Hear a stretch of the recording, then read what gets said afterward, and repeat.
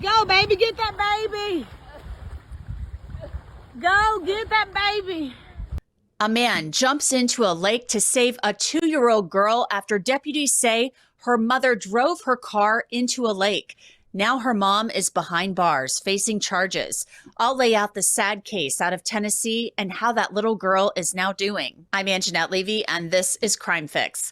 It was a sunny day last Saturday afternoon at Boone Lake in Tennessee when something went terribly wrong. A car went into the lake. Sadly, sheriff's deputies in Washington County, that's about 100 miles northeast of Knoxville, say that car ending up in the water was no accident. The sheriff says Kalyna Young, a mother of a 2-year-old little girl, drove her car into Boone Lake intentionally. Luckily, there were people around who sprang into action to help Young and her little girl. A man named Chris Patrick told me that he couldn't even swim, but his wife told him to jump in the water to save the baby. Take a look. Get that baby. Hurry up, Chris. Please. Go. Get that baby.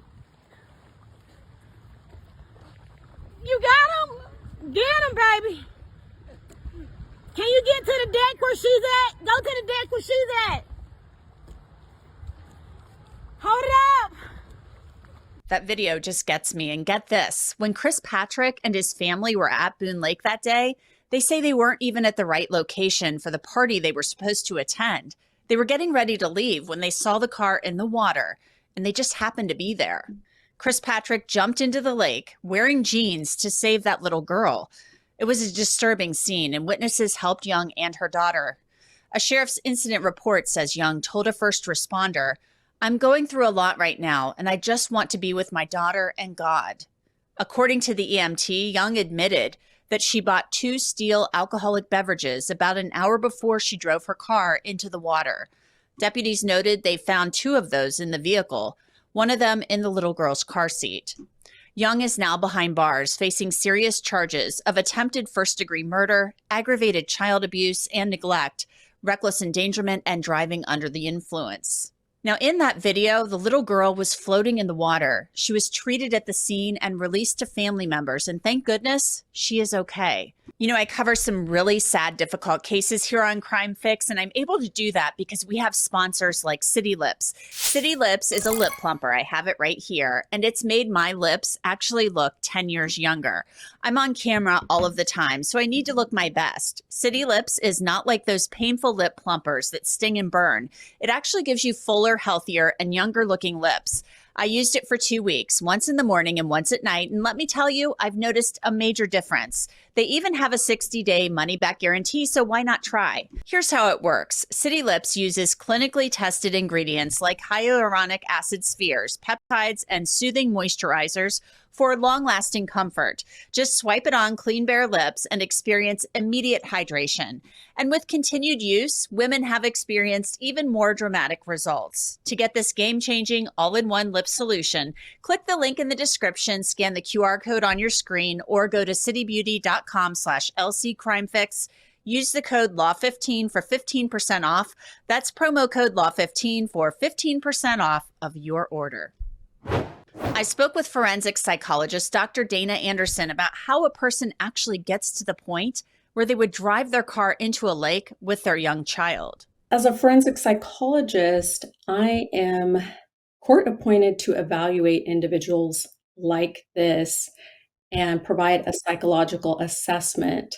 And during these interviews, I'm able to find out a lot more information about what that individual was thinking and feeling leading up to the time of the event.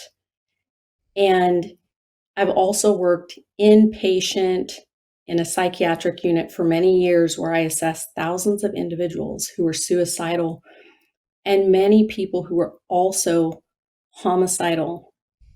And one of the things that I've learned is that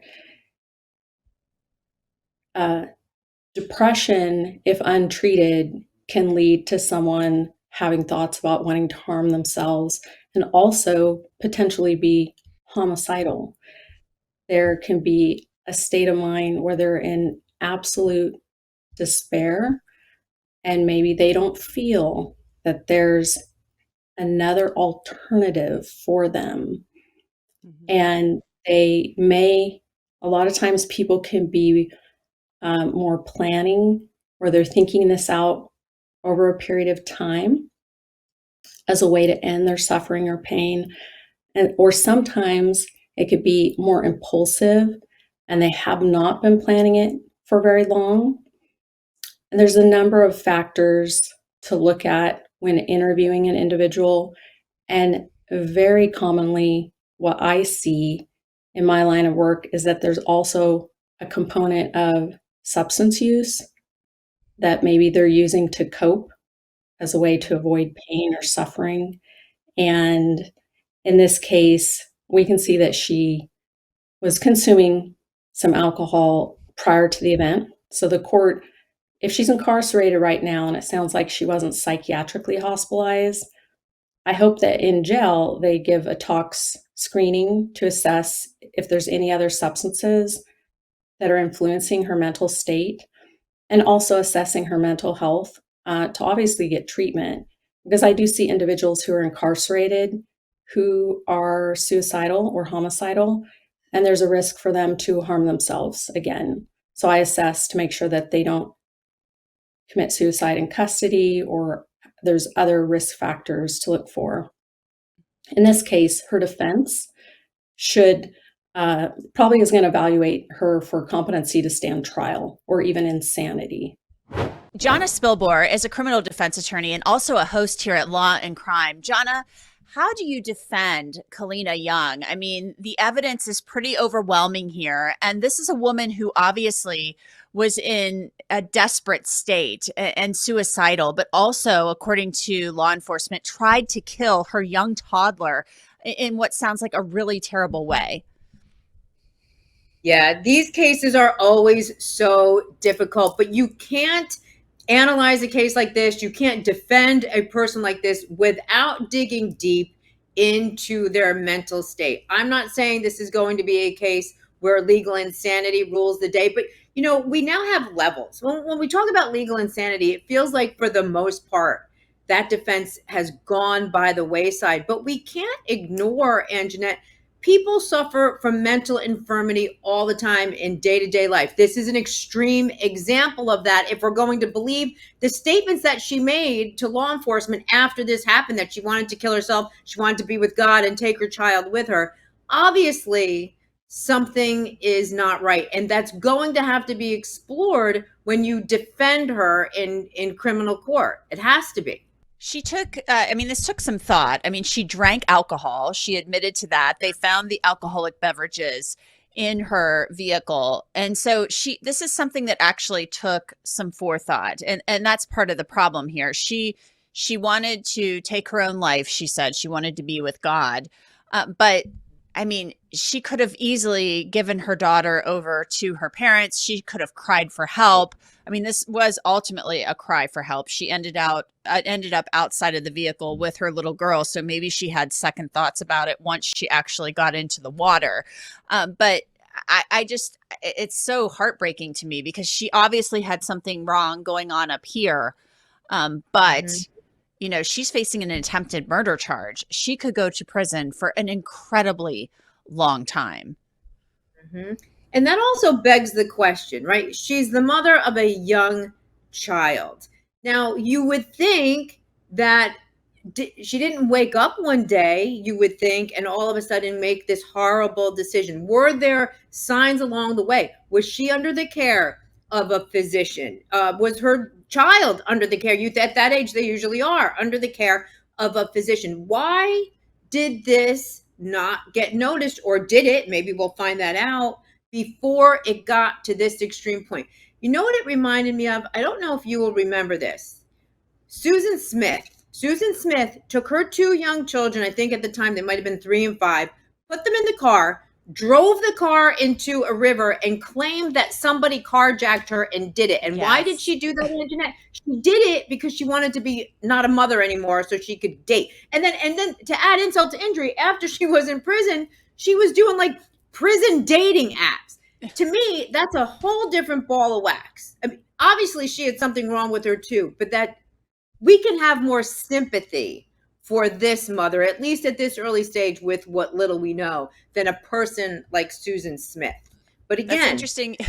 We've covered Susan Smith extensively here on Crime Fix, and that is a whole, as you just mentioned, a whole other thing. I mean, that is a woman who watched her children drown and did it because she wanted to be with a man who didn't want children. So that is completely different.